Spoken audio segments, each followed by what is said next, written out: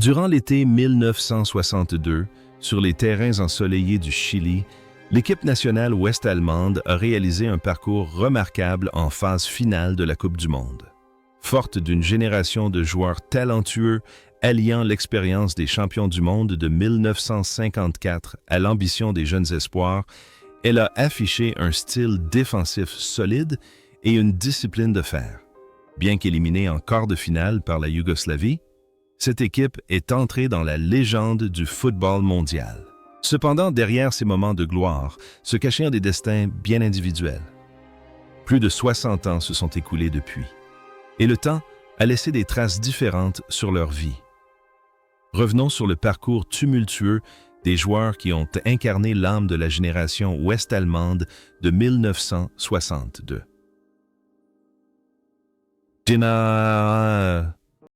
Hans Schäfer était bien plus qu'un simple joueur. Il était une véritable icône, un lien historique entre le miracle du Bernabéu de 1954 et la nouvelle génération. À 34 ans, le brassard de capitaine qu'il portait représentait non seulement une responsabilité, mais aussi la reconnaissance de son talent exceptionnel. Évoluant comme ailier gauche, mais capable de repiquer dans l'axe comme un milieu offensif, Schäfer était l'âme des attaques de son équipe. Sa vitesse de dribble n'était plus aussi fulgurante qu'à ses débuts, mais elle était compensée par une finesse remarquable, une vision tactique aiguisée et une capacité à délivrer des centres enroulés d'une précision chirurgicale. Les supporters de l'époque le surnommaient « Denas », en raison de son sens inné du but et de son intelligence dans la prise de décision. La carrière de Schäfer fut une ode à la fidélité. Il consacra ses meilleures années au FC Cologne, où il devint une figure emblématique de la ville. Après avoir mené l'équipe nationale chilienne à son premier titre de Bundesliga, il revint au pays et guida le club vers son premier sacre en 1964. Après avoir quitté le monde du football, il choisit une vie paisible, loin des projecteurs. Il ouvrit une station-service, puis se lança dans le commerce, consacrant du temps à sa famille et assistant occasionnellement aux matchs de son équipe de cœur. Homme vertueux et humble, il conserva toujours la dignité d'un gentleman. L'image de lui assis dans les tribunes du Rhein-Energie Stadium, le regard bienveillant posé sur les jeunes générations, est devenu une image emblématique de Cologne. Le contraste entre cet infatigable guerrier sur le terrain et cette âme en quête de tranquillité en dehors est saisissante. Cependant, ce parcours exceptionnel, s'étendant sur près d'un siècle, prit fin brutalement. Le 7 novembre 2017, Hans Schäfer s'éteignit à l'âge de 90 ans. Sa disparition laissa un immense vide car il était le dernier membre survivant de l'équipe titulaire de la finale historique de la Coupe du Monde de 1954. Son héritage ne se résume pas à des titres. Il est un modèle de loyauté et d'éthique professionnelle pour tous les joueurs allemands qui lui ont succédé.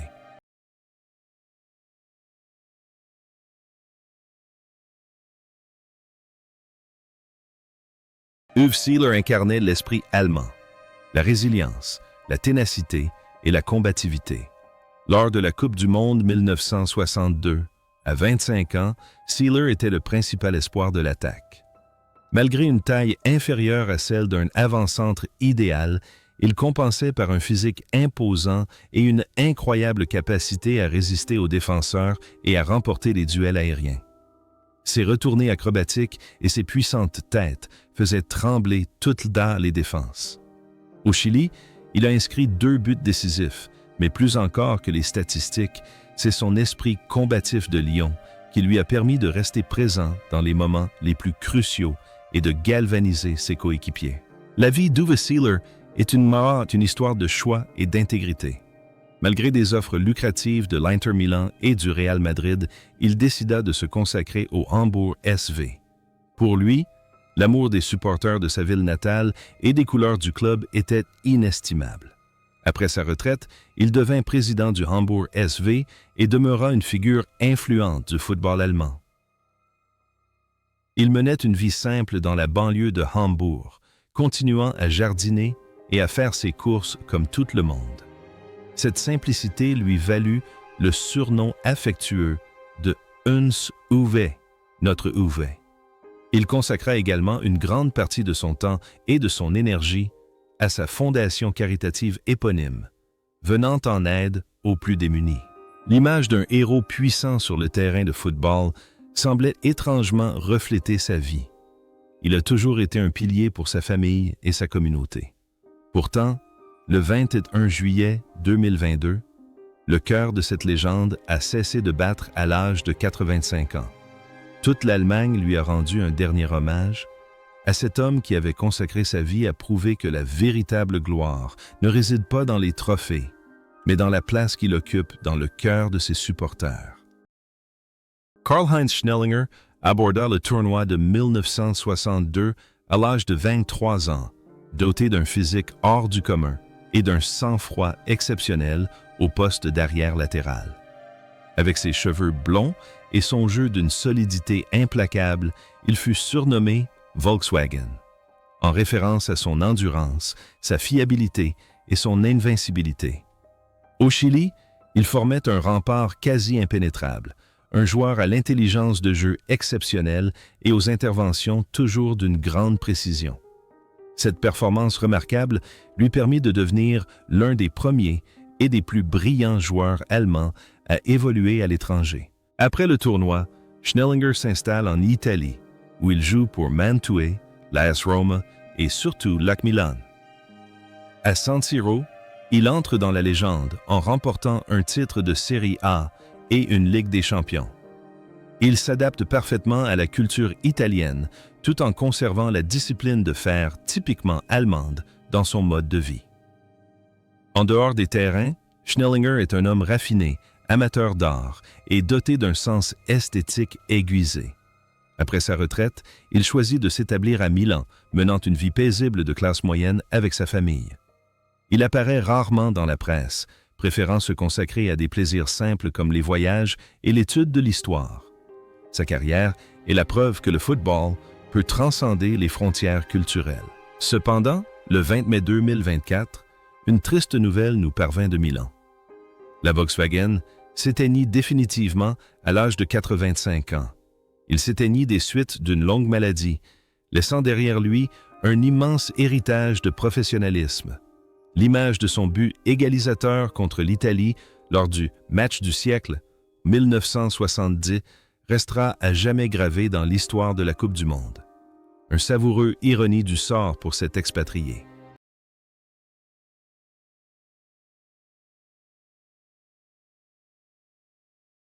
À seulement 22 ans, Helmut Haller incarnait un nouvel esprit dans le jeu de l'Allemagne de l'Ouest lors de la Coupe du Monde 1962.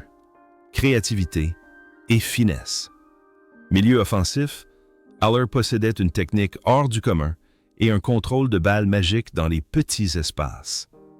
Il était non seulement un joueur qui dictait le rythme, mais aussi un redoutable finisseur, capable de surprendre l'adversaire par des appels en profondeur dans la surface de réparation. Au Chili, malgré son jeune âge, Haller fit preuve d'un sang-froid remarquable, ne craignant aucunement les tacles agressifs des défenseurs sud-américains. La vie de Haller en Italie fut une aventure haute en couleurs, où il connut la gloire à Bologne et à la Juventus. Il fut le premier joueur allemand à remporter le titre de meilleur joueur de Serie A, preuve de son talent inné. Cependant, derrière les paillettes se cachait une vie faite de hauts et de bas. Après sa retraite, Haller dut faire face à d'importantes difficultés financières et de santé. Il dut travailler dur pour retrouver un équilibre, trouvant du réconfort dans l'entraînement des jeunes de sa ville natale, Augsbourg. Haller était un homme passionné, se donnant toujours à fond pour sa passion, mais parfois aussi vulnérable aux épreuves de la vie. Il consacra une grande partie de ses dernières années à des actions sociales, aidant de jeunes joueurs issus de milieux défavorisés. Le plus regrettable est que ce parcours se soit achevé dans la souffrance. Le 11 octobre 2012, Helmut Haller s'est éteint à l'âge de 73 ans des suites de la maladie de Parkinson et de la démence. Durant ces dernières années, il oublia beaucoup de choses, mais son amour du football était peut-être la dernière chose qui subsistait dans l'esprit de cet artiste romantique. Son héritage est un parfait mélange de rigueur allemande et d'élégance italienne.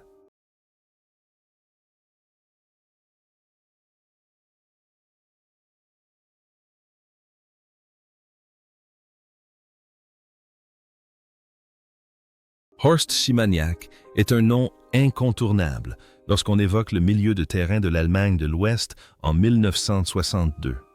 À 27 ans, il était au sommet de sa forme.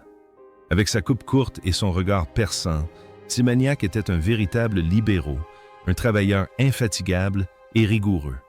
Ses tacles précis et ses frappes puissantes de loin étaient sa marque de fabrique.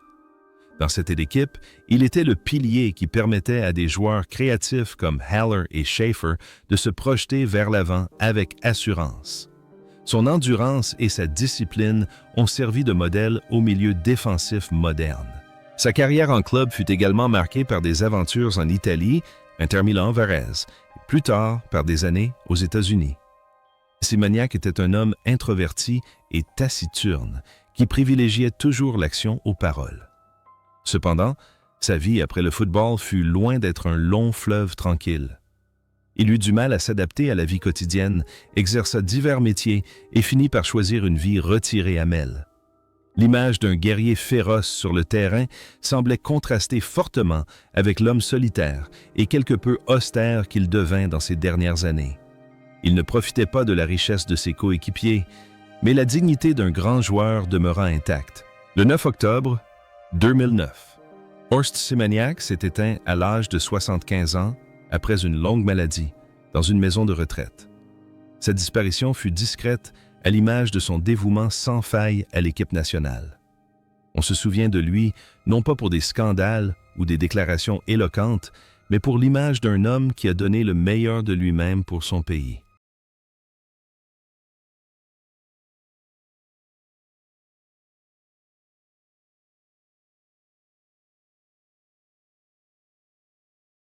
Willi Schultz, alors âgé de 23 ans lors de la Coupe du Monde 1962 au Chili, s'est rapidement imposé comme l'un des meilleurs défenseurs que le football allemand ait jamais connu. Grâce à son jeu intelligent et à sa maîtrise du placement, Schultz n'avait pas besoin de beaucoup de contacts physiques pour déstabiliser les attaquants adverses. Défenseur intelligent, il savait toujours se positionner au bon endroit et au bon moment. Son surnom, Willy Coupe du Monde, lui a été donné plus tard en hommage à son incroyable régularité lors de 3 Coupes du Monde consécutives, 1962, 1966, 1970. Après avoir pris sa retraite du Hamburg SV, Schultz a opéré une reconversion professionnelle spectaculaire, devenant un homme d'affaires prospère dans le secteur des assurances. Il a prouvé que les footballeurs possèdent non seulement une force physique impressionnante, mais aussi une intelligence vive indispensable à la réussite dans le monde des affaires. En dehors des terrains, Schultz est un homme jovial, plein d'humour et d'une grande diplomatie. Il assiste fréquemment à de grands événements sportifs en tant qu'invité d'honneur et partage volontiers son expérience avec les jeunes générations. Sa vie de famille est épanouie. Il a une épouse compréhensive et des enfants brillants. Schultz est la preuve que le football peut être un tremplin formidable pour bâtir un avenir solide. Aujourd'hui encore, à 87 ans, Willi Schultz mène une vie saine et active à Hambourg. Il continue de se promener régulièrement, de jouer au golf et de suivre de près l'équipe nationale allemande. Pour lui, chaque jour est un cadeau et sa passion pour le football est restée intacte. Chacune de ses apparitions publiques, le sourire radieux de Willy, champion du monde, rayonne de positivité.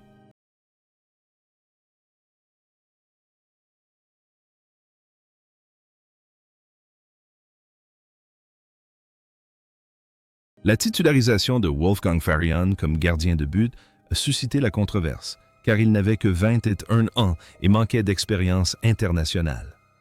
Pourtant, le jeune joueur de 1846 a dissipé tous les doutes par une prestation brillante. Farian a fait preuve de réflexes fulgurants, d'un excellent placement et, surtout, d'un courage exceptionnel dans les duels.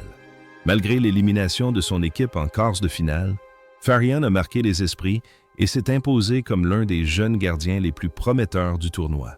Après le tournoi au Chili, sa carrière a continué de s'épanouir au Hertha BSC, au 1860 Munich et au Fortuna Cologne. Après avoir quitté les terrains, Farian a fait un choix audacieux en devenant l'un des premiers agents de joueurs en Allemagne. Grâce à son expertise et à son intégrité, il a aidé de nombreux joueurs à négocier leurs contrats et à gérer leur carrière. En dehors des terrains, Farian était déterminé mais sincère, toujours prêt à défendre les intérêts de ses clients. Il avait une famille heureuse et il était fier de sa contribution au football, tant sur le terrain que dans les salles de négociation. Cependant, ce parcours exceptionnel prit fin brutalement. Le 13 avril 2022, Wolfgang Farian s'éteignit à l'âge de 80 ans des suites d'un infarctus. Sa disparition fut une grande perte pour les agents et les supporters de football allemand, mais l'histoire de ce courageux gardien de but de 21 ans, qui tint bon face aux épreuves au Chili, restera à jamais gravée dans les mémoires. Restera à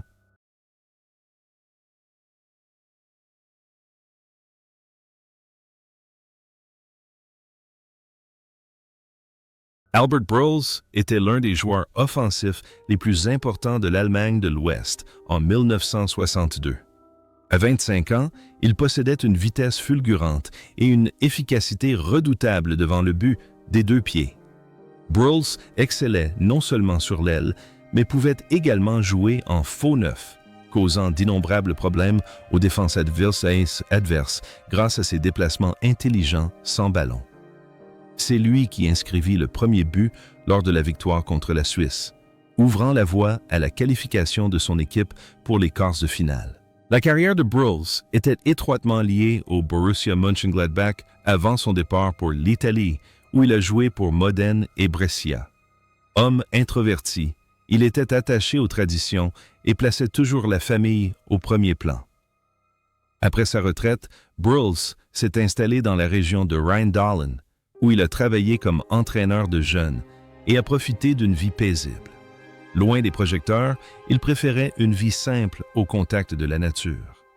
Ses voisins le voient encore se promener quotidiennement et discuter football avec ses vieux amis. Ce parcours exceptionnel s'est achevé le 28 mars 2004. Albert Brülls s'est éteint à l'âge de 67 ans après une longue maladie. Sa disparition a laissé un profond sentiment de perte à Mönchengladbach, où il restera à jamais dans les mémoires comme un héros ayant posé les fondements de l'âge d'or du club dans les années 1970.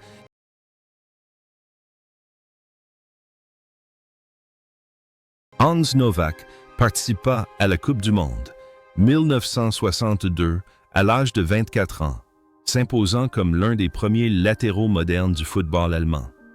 Excellent défenseur, il se révélait également redoutable en attaque grâce à une condition physique exceptionnelle et une technique individuelle remarquable. Sous le maillot de Schalke 4, il incarnait le dévouement et une détermination sans faille.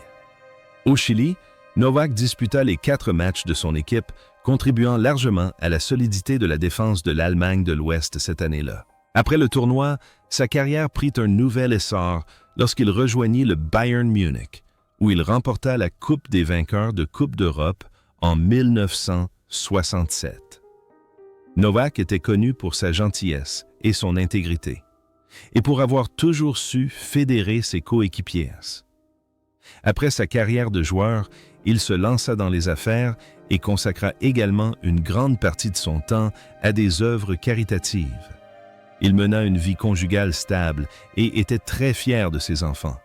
L'image d'un défenseur redoutable sur le terrain semblait refléter sa grande générosité en dehors. Cependant, le 1 juin 2012, Hans Novák s'est éteint à l'âge de 74 ans. Sa disparition a profondément marqué les supporters de Schalke et du Bayern. Son héritage ne se limite pas à un palmarès impressionnant. Il incarne également un professionnalisme exemplaire et une intégrité sans faille. Un homme qui a vécu pleinement sa vie, avec passion et responsabilité.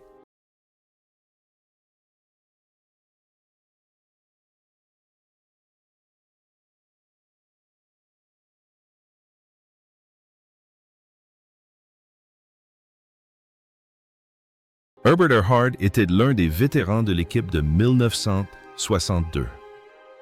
À 31 ans, fort de son expérience acquise lors du titre de champion de 1954, il était une source d'inspiration pour les jeunes joueurs.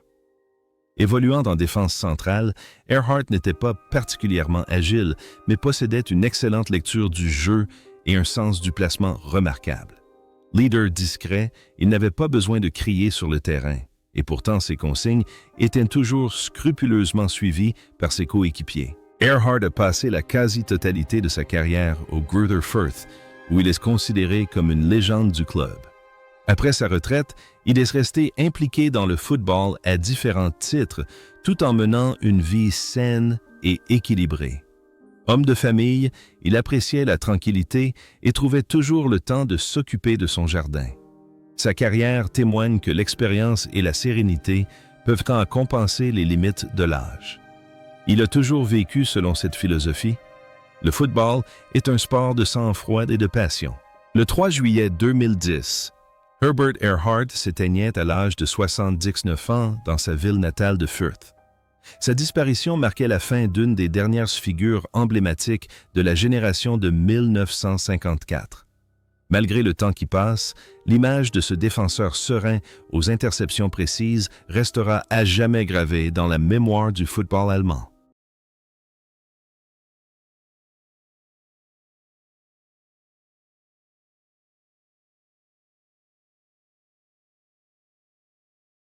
À 25 ans, Hans Stilkowski était la doublure de Farian, mais son professionnalisme et sa disponibilité étaient indéniables. Il devint par la suite le gardien numéro 1 de l'Allemagne de l'Ouest lors de la Coupe du Monde de 1966. Stilkowski était un homme déterminé et franc, qui se battait toujours pour ce qui était juste. Il possédait des qualités techniques exceptionnelles et une force mentale hors du commun face à une pression intense. En dehors des terrains, Stilkowski est un militant social engagé. Il consacre beaucoup de temps et d'argent au soutien des enfants handicapés et d'associations caritatives. Écrivain passionné, il a également publié des mémoires précieuses. Sa vie est un long combat pour l'équité et l'humanité dans le football. Il est respecté non seulement pour son talent, mais aussi pour son immense compassion. L'image d'un gardien de but solitaire semble en net contraste avec l'ouverture d'esprit de Stilkowski sur le monde. Ce parcours exceptionnel s'est toutefois achevé le 5 janvier 2020. Hans Stilkowski s'est éteint à l'âge de 84 ans des suites d'une longue maladie. Sa disparition prive le monde du football d'une grande figure. On se souviendra de lui non seulement pour son but controversé à Wembley, mais aussi pour son engagement inlassable en faveur d'un monde meilleur.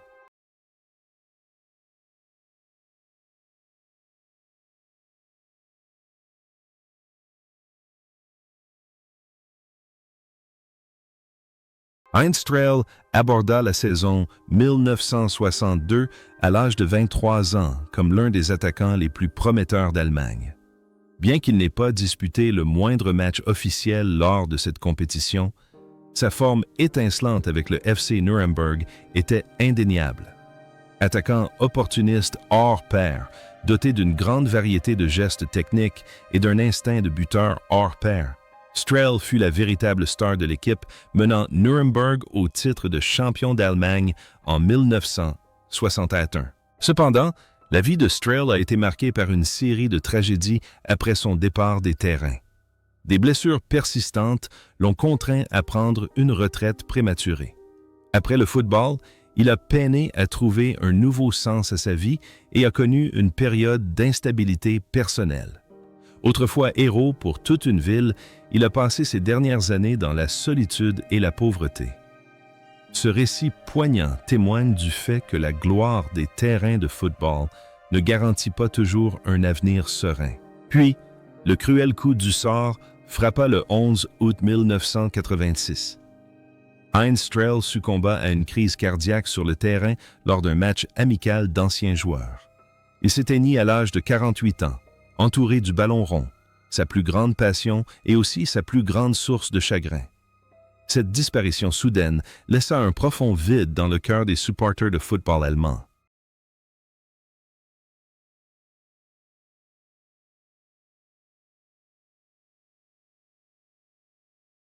À 24 ans, Willi Giesmann était un défenseur polyvalent et enthousiaste au sein de l'équipe de 1962. Grâce à son excellente condition physique et à son style de jeu intrépide, il pouvait évoluer aussi bien en défense centrale qu'en latérale. Au Chili, ses performances prometteuses laissaient présager qu'il deviendrait un pilier de la défense ouest-allemande pour de nombreuses années. La carrière de Giesmann continua de s'épanouir au Hamburg SV après le tournoi. Cependant, une terrible blessure lors d'un match contre le Brésil en 1964 bouleversa sa vie. Il ne parvint jamais à retrouver son meilleur niveau et fut contraint de prendre une retraite internationale prématurée. Après sa retraite, Giesmann mena une vie paisible, travaillant pour une entreprise de transport et se consacrant entièrement à sa famille. Homme de peu de mots, calme et posé, il accepta toujours les épreuves de la vie avec sérénité. Le parcours de ce guerrier discret s'est finalement achevé. Le 4 octobre 2024, Willi Giesmann s'est éteint à l'âge de 87 ans.